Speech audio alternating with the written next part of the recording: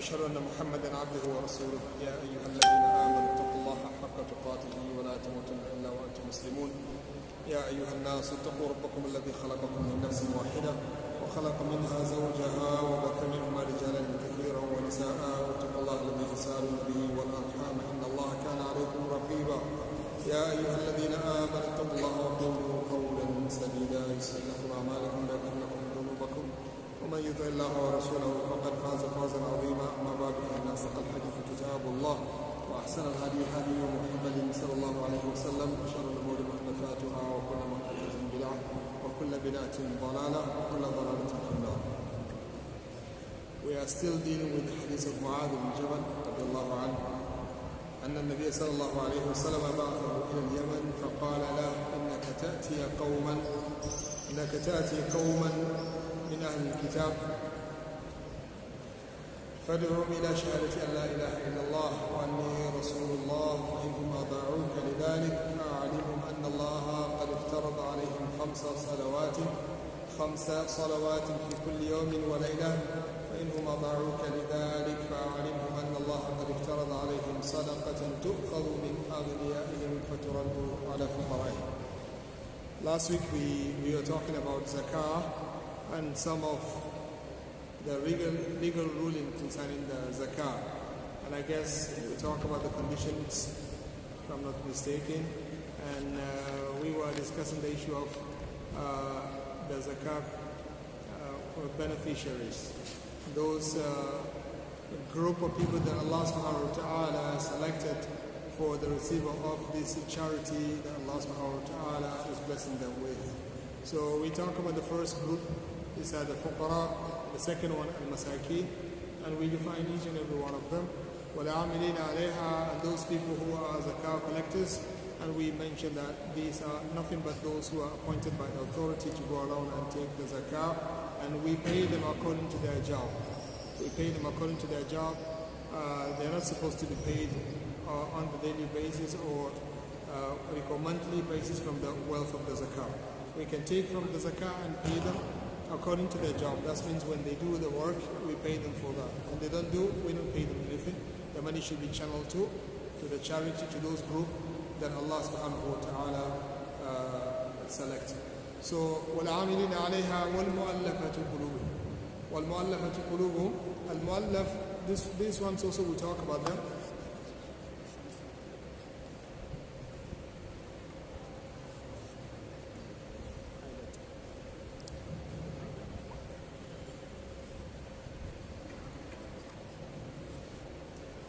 So, مؤلفة قلوبهم, we mentioned also about them and who they are and their categories and the types. وَالْمُؤَلَّفَةُ قُلُوبُهُمْ وَفِي الرِّقَابِ, and also Allah subhanahu wa ta'ala says الرِّقَاب, we mentioned that these are the slaves. And last week I think I talked about the slaves themselves and the types of the slaves and which one is intended by the Sharia when Allah subhanahu wa ta'ala talks about the zakah. And here the first person to be included in this mention of Allah subhanahu wa ta'ala is the mukatab, somebody who has a written agreement between him and the master. If he is to pay this amount, he will be free. He will be free by the master. So when the zakah comes, we give this one. Let them go and free themselves first. If we have some balance, then we can channel it to the normal slaves. Whatever type of slaves, we can free them with this amount of money.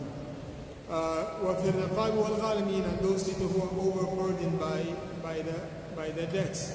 Allah subhanahu wa ta'ala says they also deserve the zakah. وَالْغَارِمِينَ وَفِي سَبِيلِ اللَّهِ وَبِنِ السَّبِيلِ. And I guess this is where we were last week. We were talking about Ibn al-Sabil. Ibn al-Sabil, fi sabilillah and Ibn al-Sabil. Fi sabilillah, if you look at the word, literally it means whatsoever is done for the sake of Allah subhanahu wa ta'ala. Meaning somebody is doing it to attain the mercy and the pleasure of Allah subhanahu wa ta'ala. Whatever you do in this regard is called fi sabilillah. But Sharia has its own terms. Sharia has its own terms. We call them haqa'iq sometimes. Okay, the Sharia borrowed the word and it uses this word to address certain issues alone. So whenever Sharia mentioned that word, we restrict it to mean those intentions. Sharia, when it borrows the word salah, it used to be, according to the Arabic language, just a normal prayer. If you raise up your hand and ask Allah subhanahu wa ta'ala something, you are performing salah. Okay, according to the language, linguistical approach of the words means what? A prayer, normal prayer. If I pray to Allah subhanahu wa ta'ala, I'm doing salah. I invoke Allah subhanahu wa ta'ala, I'm doing salah. But then Allah subhanahu wa ta'ala, Sharia took this word from the Arabs and used it to mean something else. Certain activities that begins with takbiratul ihram and ends with taslim. But there is a connection between the literal meaning and the technical meanings. Because in the prayer, you have what? You have dua, a lot of dua. Actually, the vast majority of the prayer is all about dua. You are asking Allah subhanahu wa ta'ala your need. So when Allah subhanahu wa ta'ala says fi sabilillah, what does fi sabilillah means? Fi sabilillah is supposed to be, it's supposed to mean anything that was done for the sake of Allah.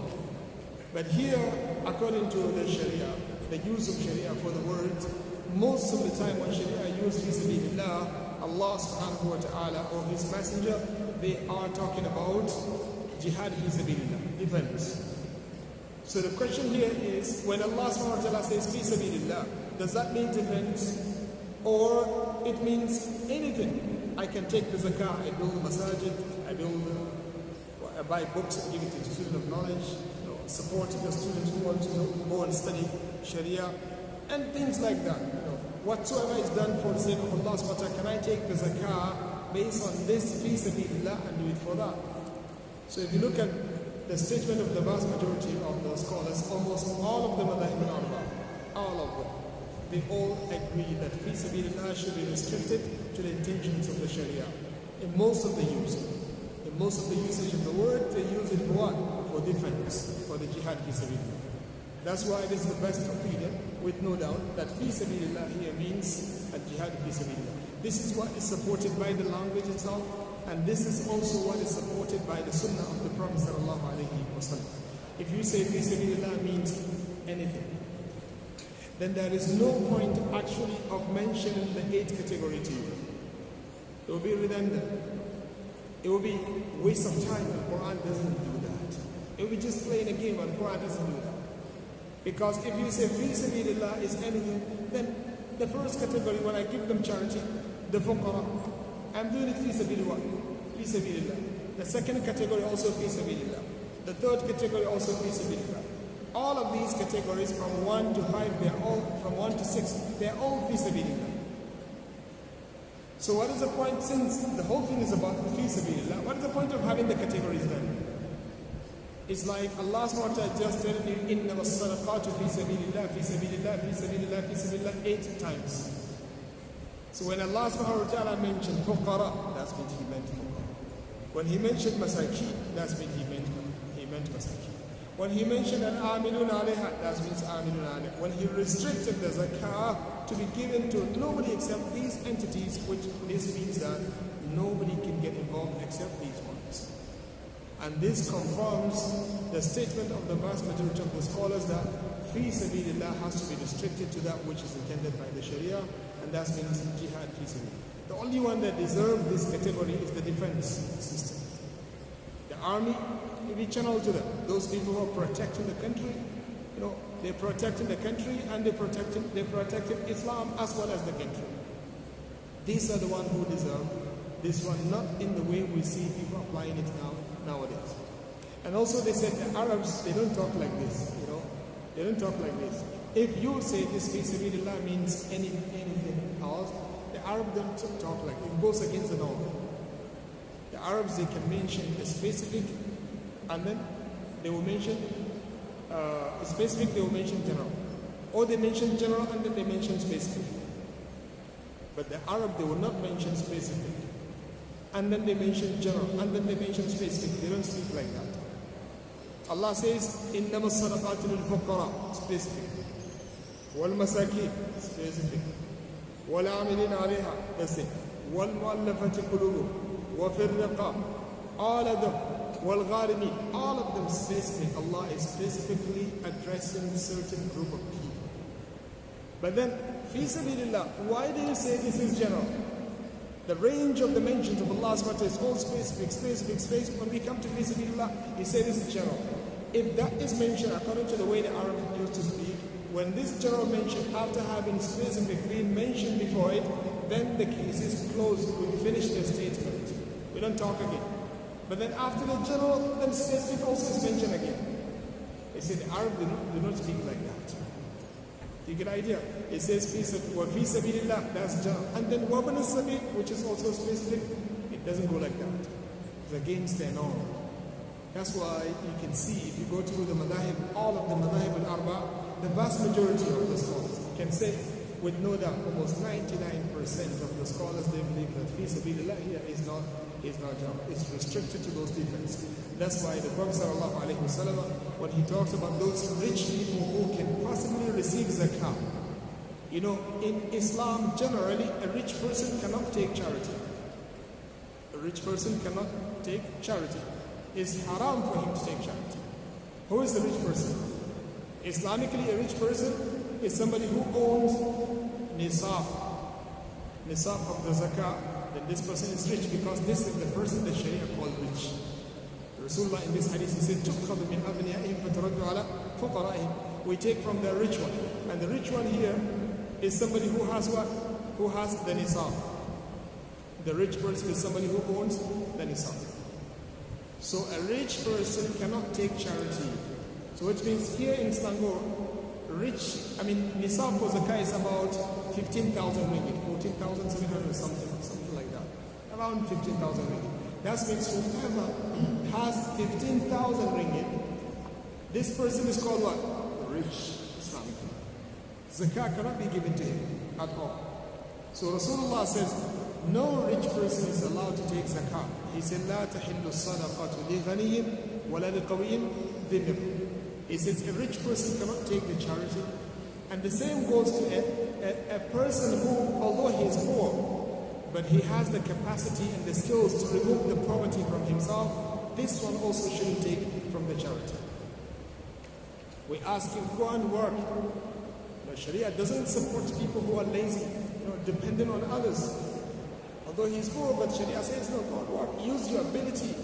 Go and earn money so that you also, the next time you can pay those people who are disabled, who cannot use that skill which you have, or they don't have the same skill as yours to earn their living. So لا تحل الصدقة لغني ولا لقوي ذي مرة. The strong person who has the strength and the skills to go and earn rizq, also we don't give him charity. But the Prophet ﷺ said, there are 5 rich people who can take the charity, either directly or indirectly. The first one, the Prophet ﷺ says, Al-Ghazi fi sabilillah. He says the one who fights for the sake of Allah subhanahu wa ta'ala. So we see in the Sunnah, also the Prophet ﷺ, when he mentioned fi sabilillah here, he refers it to what? To the fighters fi sabilillah. Okay? The Sunnah of the Prophet ﷺ, when he talks about fi sabilillah here, also the Prophet ﷺ mentioned that jihad fi sabilillah is the one that deserves this portion. He says Al-Ghazi fi sabilillah. That's the first one. The second one, the Prophet ﷺ says, Wal-Gharimi, Al-Gharib, the one who is overburdened by debt. Okay, he has money in his account, but he owes people greater than the amount he has, and he couldn't pay it. He tried his best to pay, and what he has cannot pay. If there is a justification for that, we can support him to pay that charity. Some scholars said, no, the Prophet ﷺ is referring to that person, الَّذِي تَحَمَّلَ حَمَالَةً, the one who guaranteed somebody, I want to borrow money from Yahya, for example. And Yahya doesn't trust him. Get it? Bashir came and said, give him the money. I will be responsible in case he failed to pay, I will pay. Unfortunately, I couldn't pay, and Bashir also couldn't pay. Bashir can go and take, although he has money, but he has money, but at this moment he cannot use that money to pay my debt. Bashir can go to the zakah organization or committee or whatever and get from that charity to settle the debt. Some scholars said this is what is intended. Some scholars said it's general. Allah SWT says, Wal-Gharimi, and those people who are overburdened by the debt, and they cannot pay it, and they can take from the charity and make that. Imagine zakah is used properly. How many people are overburdened by debts these days. How many people went to jail and they're in jail, they're still in jail because of this? May Allah subhanahu wa ta'ala bring a time where we will see the objectives of the zakat taking place in our communities. So wal-ghazi fi sabilillah wal-gharib wal-amil ala zakat. And the third one, the one who is collecting the zakat collector. This one also we pay him even if he is rich. Zakat collector, even if he is rich, we pay him from the zakat because he is working for the zakat. So we pay him the wage of his work. But if he is not appointed by the authority, who pays him? Not from the zakat at all. The rich people will pay him. Because in this case, he is the agent of the rich ones. They are the one who are supposed to pay him, not from the charity itself. You see the difference?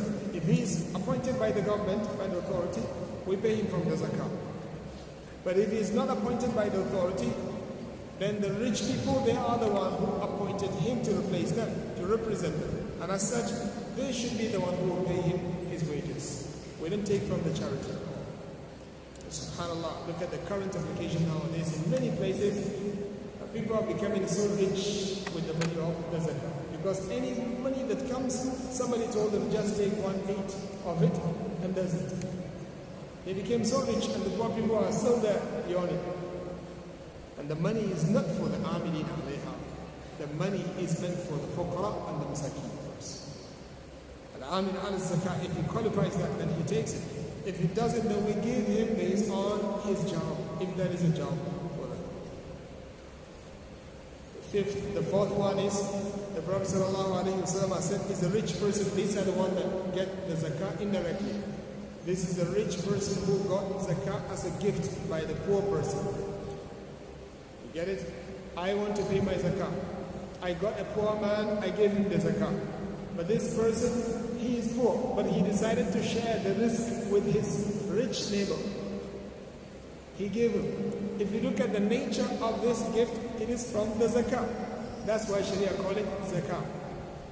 You get it? The same goes to, you get this fourth one, right? Somebody who receives it as a gift by the poor person who deserves the zakat. And the last one is somebody who is a rich person. He was working in the marketplace, and then he found the zakat being sold, being advertised. Somebody who got it from the zakat, but he wants to sell it. He doesn't want it. He wants to sell it. And the rich person bought it from him. If you look at the origin, it is zakat. Although after the transaction, it is converted to something else, but before then, it is zakat. When he is buying what? What is collected by somebody else as the zakat. Do you get the idea? That's why I call them indirectly taking the zakat. The first three got it directly from the Sharia. The last two, they got it indirectly. You get it? In Islam, we do have this principle that says, the principle says, if the nature of something change, the hukum also might change. Do you get the idea? Yeah, you gave your father or your brother a gift. But then the time for the father or the brother arrived, they died. And now you are among the heirs. You're going to inherit that person, right? And amongst the properties that you're going to inherit is that thing which you gave him as a gift. And in Sharia, you are not allowed to go back to your gift. When you make a gift, you cannot take it back. You cannot retract your gift. So now, you gave the father a house, but now the father died. And the house is going to come back to you. You might be the only heir in the family. What to do now? Can you say, Rasulullah says, Al-a'id fi himatihi kal-kalbi yati'u thumma ya'udu ala qayhi. You can't say that. If you say that, you will lie because the Prophet ﷺ said it, but can we apply it here? No. Get idea. That's the sunnah of the Prophet ﷺ. It mentioned to that person that now it comes back to you as an inheritance. That's why when the Prophet ﷺ came back home and he found the sisters at home, they were cooking food, and then he smells meat being cooked on the pot. So Rasulullah ﷺ get inside his house and inside his room. But then after they finished cooking, they brought him food with no meat inside. So the Prophet ﷺ told them, Alam aral burmata ala nar. Didn't I see the pot on the fire? What does he mean? How come I don't get my portion of the meat?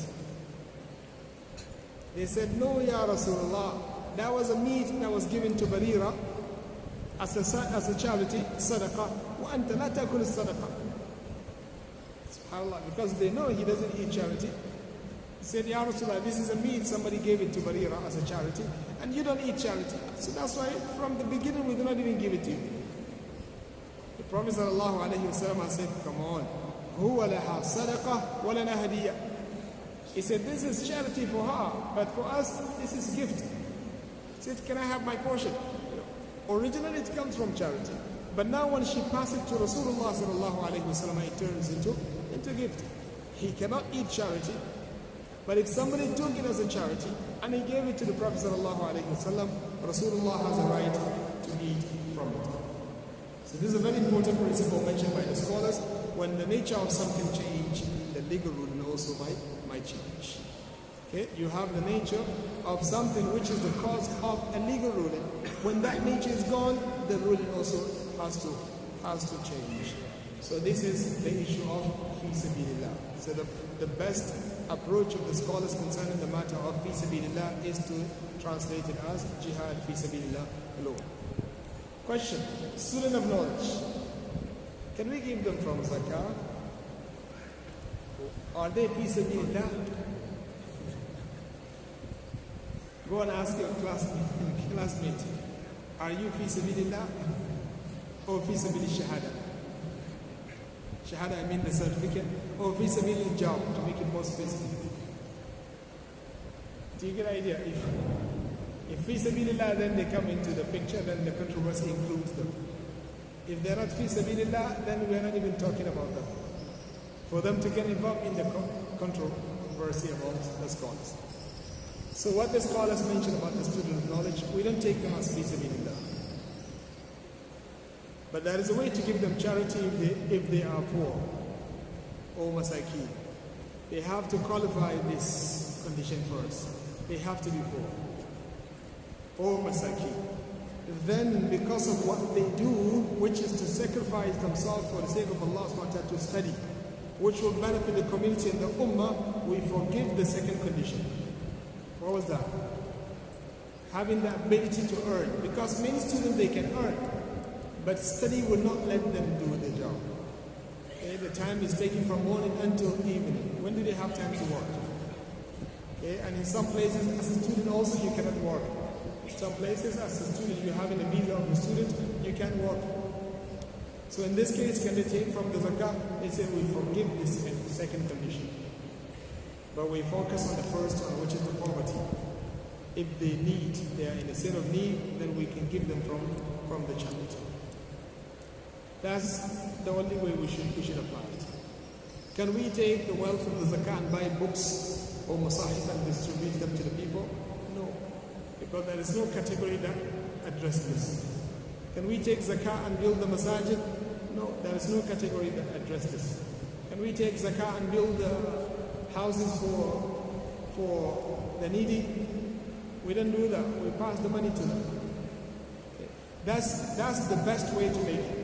Especially that one, the last one, you can understand because you are making it for the poor people. That one, you can understand it. But when you take the zakah and you buy masahif or you buy books and you distribute it to the people, this one has no place at all.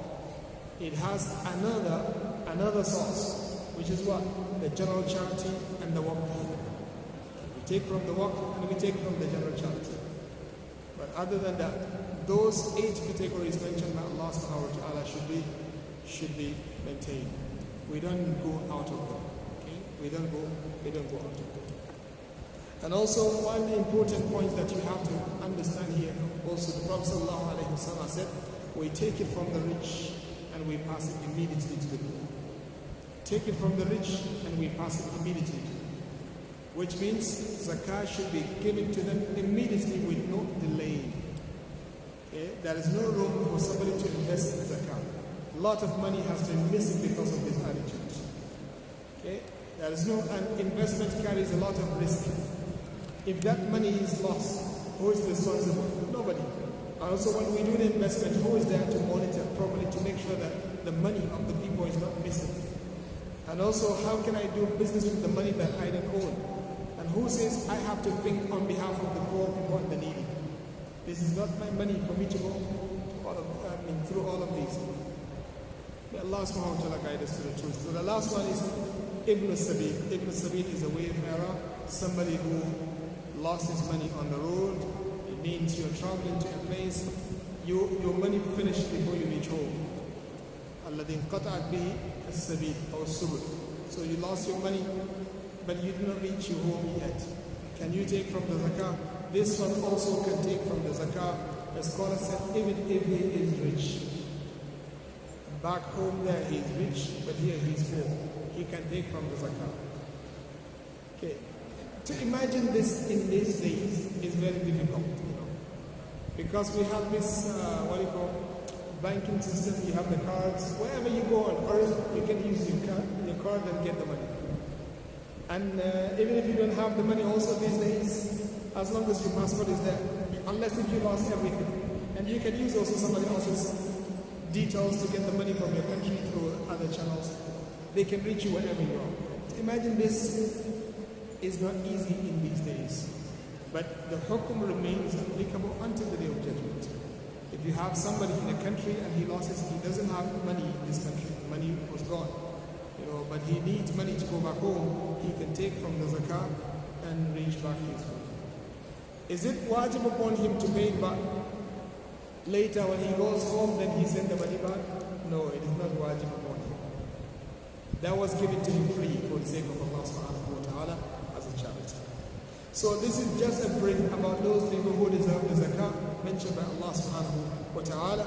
So the Prophet sallallahu alayhi wa sallam said, تُؤْخَذُ مِنْ أَغْنِيَائِهِمْ فَتُرَدُّ عَلَى فُقَرَائِهِمْ.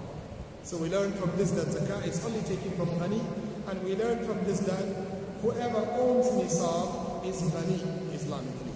Whoever owns the nisab is ghani Islamically. And when the Prophet sallallahu alayhi wa sallam said, تُؤْخَذُ مِنْ أَغْنِيَائِهِمْ فَتُرَدُّ عَلَى فُقَرَائِهِمْ, the zakah is taken from their agniya, the rich ones amongst them, and then we take it back to the poor people amongst them. That means the first person who has the priority to receive the zakah, they are the people of the community first. You don't take zakah to somebody else while the people next to you, they are in a state of need of it. You have to start with them first and then reach somebody else. Min agniyaihim fuqaraihim, they're rich, they're poor. So that means we start with them first, unless if we cannot find somebody who needs it amongst the members of the community in which the zakah is taken, then we take it to other places.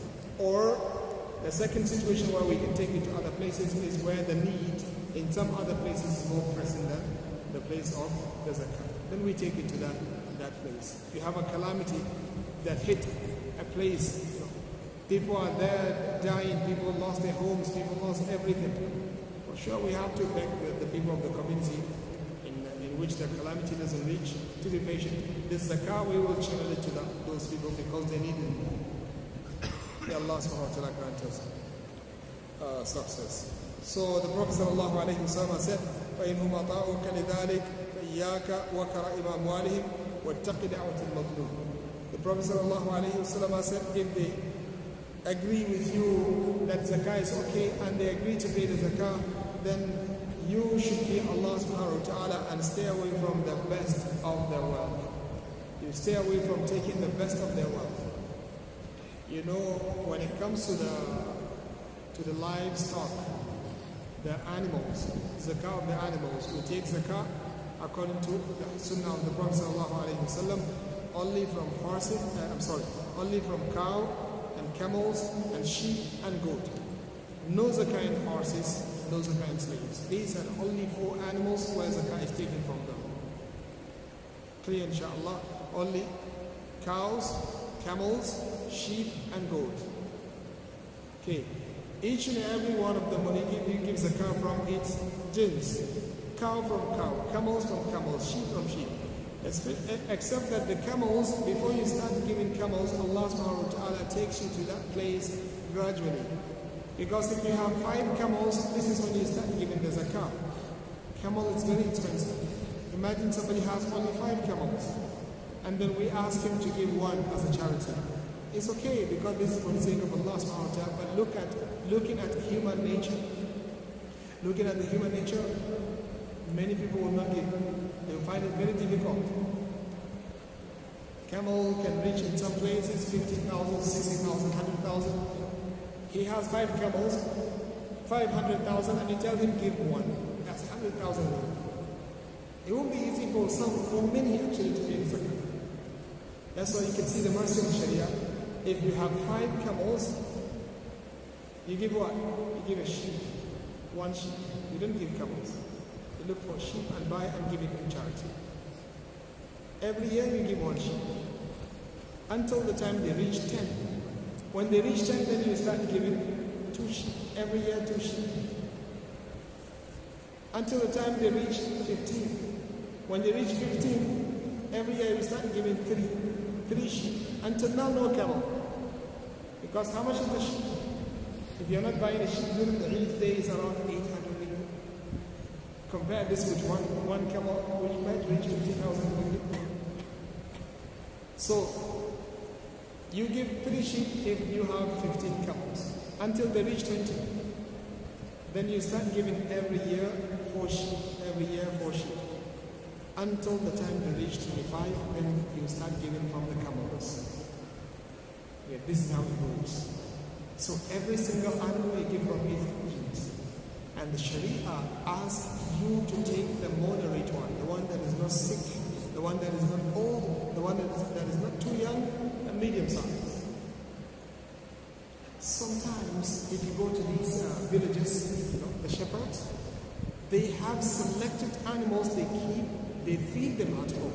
They don't get them go and graze by themselves. They keep them at home and feed them and take care of them. These ones, they are preserving them for what? They are reserving them for their events. They have marriage, they have walima, they have some big events. They're keeping these for that. You as a sa'i means zakah collector. You might go to this villager and tell him, I need the zakah. And then he gives you exactly what Sharia says you should give. But then you see this one, mashallah, very nice. You tell him, come on, this is Allah's charity, and you're given this, and you have this at home. No, we will take this.